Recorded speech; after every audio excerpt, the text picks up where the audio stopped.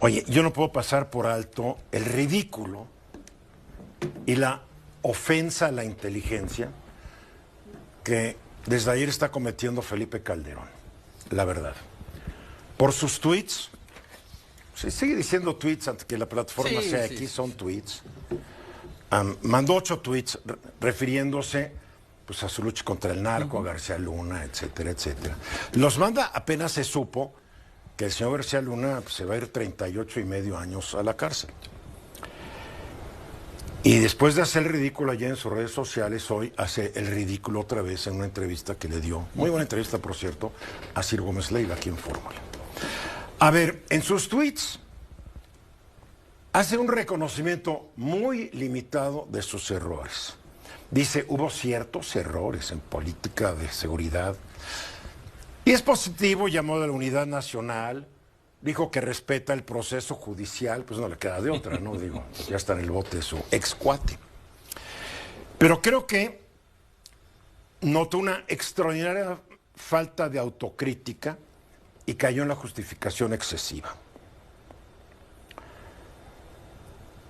Después dijo, que creo que es lo peor, que no tuvo evidencia verificable de la corrupción de García Luna. A ver, como presidente, Felipe Calderón tenía acceso a los más altos niveles de inteligencia y es tradicional, leyenda en México, que no hay persona más informada que el presidente o la presidenta de la República. Había ya habido denuncias sobre corrupción en las fuerzas de seguridad cometidas, actos de corrupción cometidos en la lucha contra el narco, abusos contra la población. También era tan estrecha la comunicación entre el gobierno mexicano y el de Estados Unidos que es virtualmente imposible suponer que no le dijeran, oye, abusado con García Luna. Máxime que hay un reporte que dice que la DEA sabía, la Agencia Antinarcóticos de Estados Unidos, sabía mucho antes de que se fuera y se acabara. El gobierno de Felipe Calderón tenía en su poder la información sobre los nexos con el narcotráfico, cuando este fungía como titular de la Secretaría de Seguridad Pública. El expresidente Calderón insiste en que no sabía nada. ¿A qué información tenía usted acceso, general? ¿Y cuáles son los personajes involucrados dentro de esos escenarios de verdadera corrupción? Le pegaron al avispero. Las avispas se dispersaron por todo el territorio nacional y ahorita lo estamos pagando. En una entrevista reciente a la ex embajadora de Estados Unidos, Roberta Jacobson, afirmó que la información que teníamos, refiriéndose al Departamento de Estado, era por conducto de funcionarios estadounidenses, pero provenía por parte de mexicanos. Eran los que más información recibían y tenían sobre la corrupción de Genaro García Luna. El expresidente Calderón insiste en que no sabía nada. ¿A qué información tenía usted acceso, general? ¿Y cuáles son los personajes involucrados dentro de estos escenarios de verdadera corrupción? Daniel,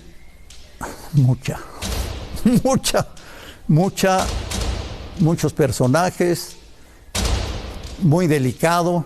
Yo creo que sería herir a México y yo no lo haría.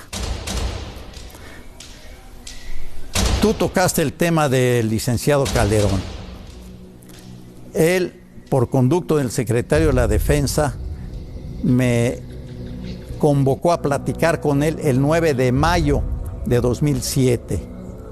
Si mal no recuerdo, yo tenía 40 minutos. Estuvimos casi una hora 20 minutos. Estaba él, el licenciado Juan Camilo y yo. Ahí él me preguntó, yo contestaba.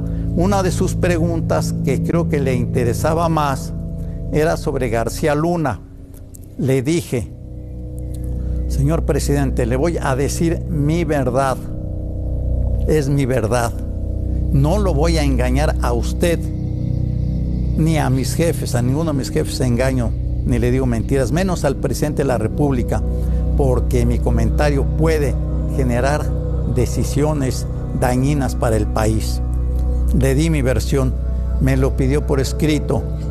Días más tarde no lo llevé, se lo hice llegar a él.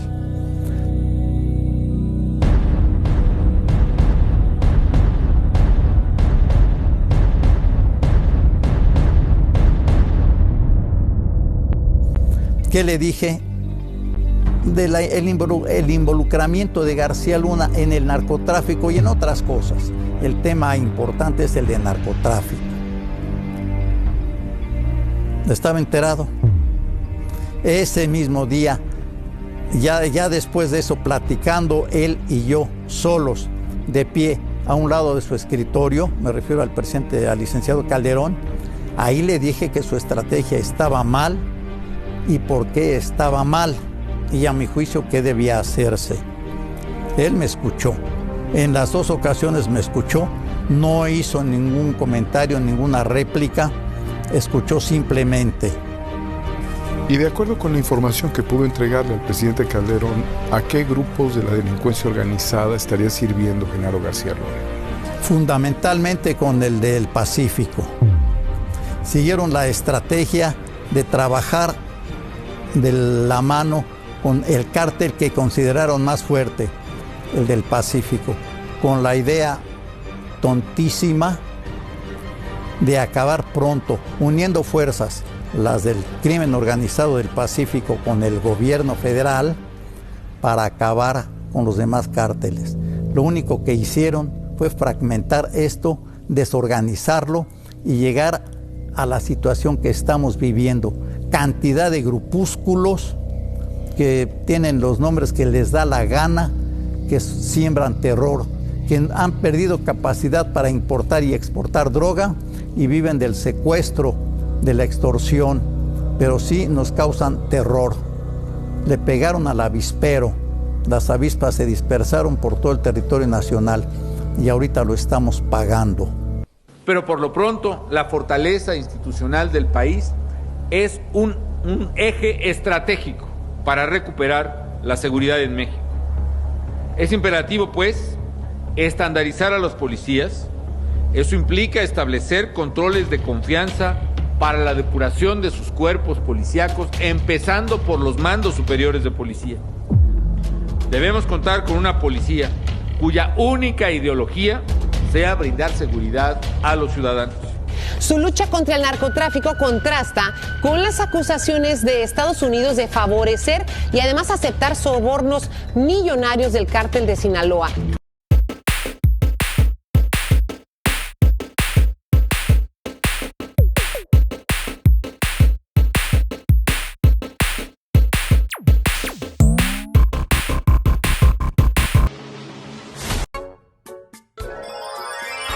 Soy la genia de los políticos. Hoy es su día de suerte porque soy una genia que viene del Medio Oriente. ¿Y usted es? Soy indígena, no soy español, soy por lo mismo profunda y orgullosamente, aunque cualesquiera que sean estas, de todas. Y yo que pensar de sí porque usted ha frotado la lámpara de los deseos. Cuénteme, ¿cuál va a ser su primer deseo? Buen vino con mis amigos. Ok, aquí tiene el vinito. Y los amigos... No, este está preso, este está prófugo. ¿Cómo ve con Marquito Cortés? Ah, ya no son amigos. Ok. Este está en Estados Unidos. No le conviene a usted ahorita ir para allá. Para que no salga de España, ¿le gustaría Peña Nieto o Salinas de Gortari? Ahora vamos por su segundo deseo. Me imagino que va a ser tener mucho dinero. Mira, en el banco tengo más o menos 340,000 pesos.